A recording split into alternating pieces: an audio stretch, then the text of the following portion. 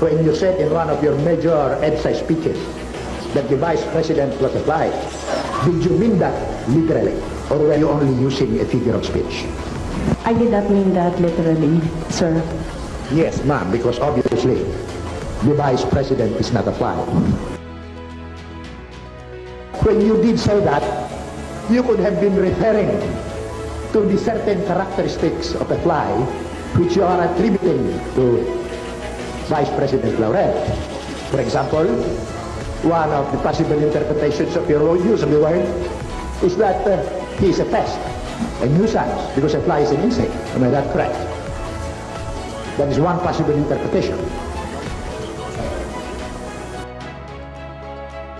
That is one possible interpretation. Another interpretation is that normally a fly does not bite and is inconsequential, sir. Still a figure of speech. And one of the possible interpretations might even be that a fly being known to be a denizen of the garbage heap, a carrier of disease, that you are referring to the President as such. Will you agree with me? Objection, Your Honor. The question was already answered. I never asked that question yet. Like a fly. No. I'm talking about possible interpretations, sir. By the way, what is the relevance of this line of questioning to the main issue at bar? To show, Your Honor, that the use of generally innocent words to convey or drive home a point, even if they are a misstatement of fact, do not necessarily constitute libel. Is it your position that the words or terms hid under the bed is generally innocent? Yes, Your Honor. All right. Without any innuendo, the mere act of hiding under the bed is a purely innocent act, unless you happen, of course, to be hiding from a cuckolded husband. Just as you, that we have to uphold the freedom of the press, but I hold also that along with the freedom comes a very serious responsibility and obligation, sir. That was the point I was driving at. Use your microphone. Why? Why did you single out Mr. Beltran? If, as you say, others have been writing ill against you.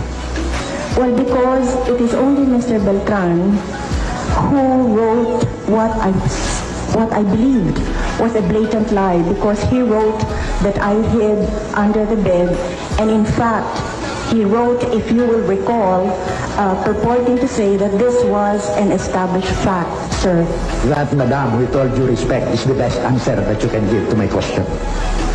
Already answered, Your Honor. No, I'm asking her if that's the best answer that she can give to my question. All right. Let her answer. Whatever answers I give you today, sir, those are my best answers, and those are the answers that I believe are true and come from both my heart and my mind, sir. Does your government, your administration adhere to the principle laid down in the United States versus Bustos case, the landmark case on libel, which says complete liberty to comment on the conduct of public men is a scalpel in the case of free speech? The sharp incision of its probe relieves the abscesses of official doubt. Men in public life may suffer under a hostile and an unjust accusation, but the wound can be assuaged with the balm of a clear conscience. A public officer must not be too thin-skinned. Does your administration adhere to that principle?